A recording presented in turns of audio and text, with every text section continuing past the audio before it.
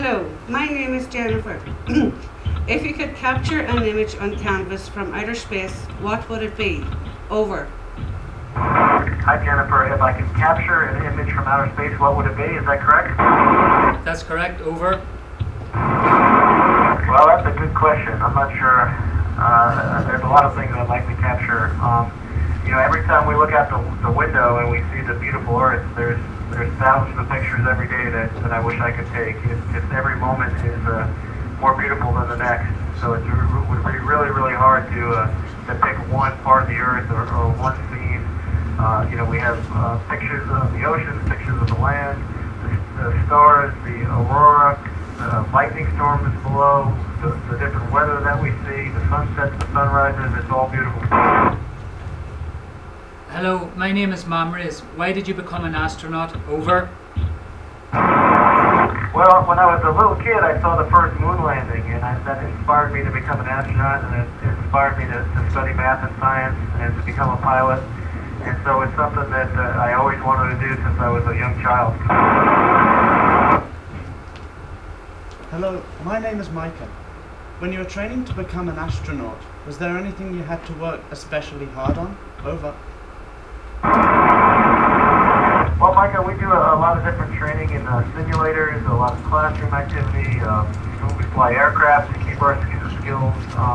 We study the systems of the various spacecraft that we fly in. So there is a great deal of preparation, a great deal of study that goes into each and every mission that we fly. And it's I trained for 2.5 years specifically for this mission that I'm on right now in many different countries throughout the world. Hello Ron, my name is Freddie.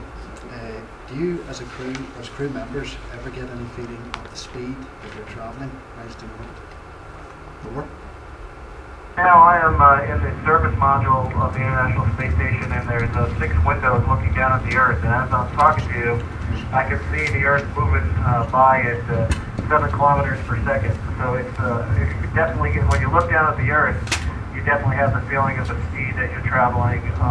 Or if you realize that you were just over Chicago and now you're over Spain, and it seems like just a few minutes ago, you really get that sensation. But if you're not looking out the window or you're not keeping track of where you are on the ground, then there really is no sensation of motion. Hello, my name is Jane. How do you cope if you get in space? Over. Jane, I'm sorry, can you repeat your question? How do you cope if you get ill in space? Over. I'm sorry, how do you cope if you get sick in space? Is that correct? Yeah. Over. Well, we get training in, some limited medical training. We have medicines on board. We have different medical equipment on board in the case of emergency. So we would treat ourselves.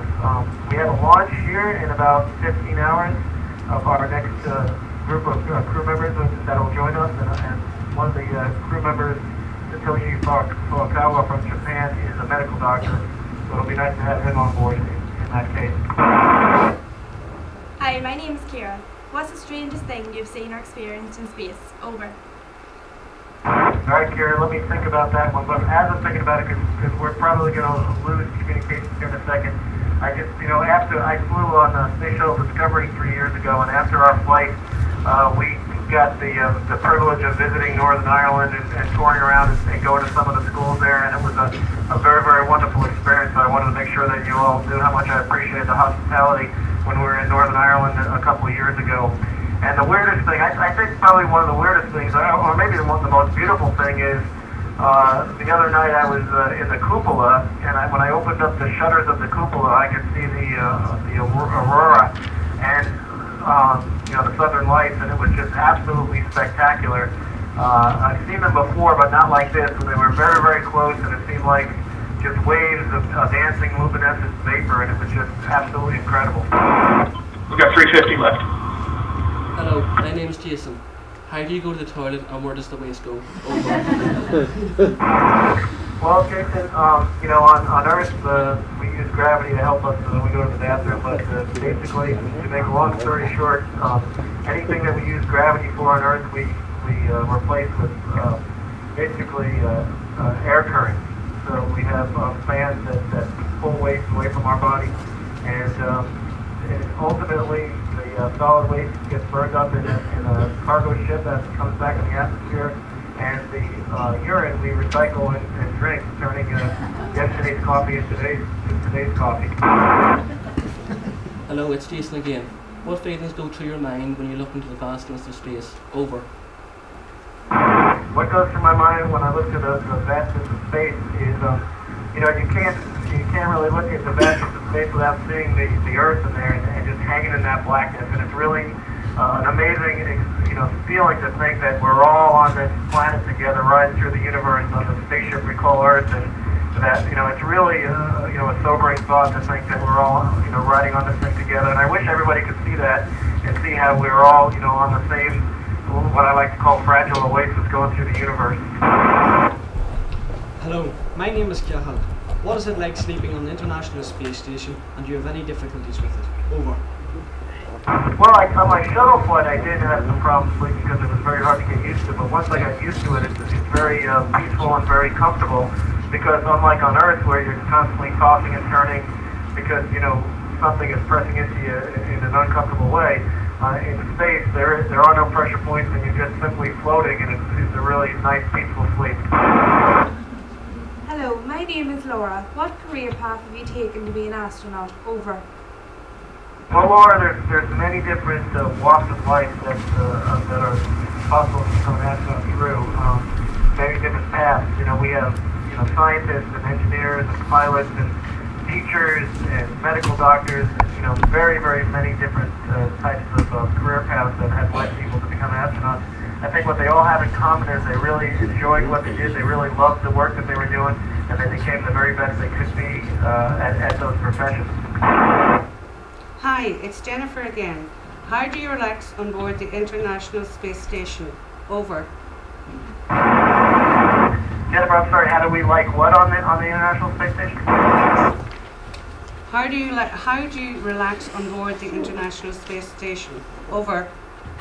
How do we relax? We have movies that we can watch. Probably the best way to relax is just to simply look out the window and see our beautiful Earth. But we have movies. We have the possibility to connect to the internet, so we could communicate with families and friends. We have actually a phone that we can use to call people. We could try to record our journey, if you will, our mission. I've got a website where I'm sending out blogs at fragileoasis.org. So I try and keep everybody up to speed with what we're doing on board. That's one of the ways that I help to relax. About 30 seconds left. Hello, it's Mamris again. What do you do for entertainment on board the ISS? Over. Well, besides looking out the window in movies and things like that, we like to have meals together when we're not too busy. There's an awful lot of work to do up here, but whenever we can, we like to spend time together as a group.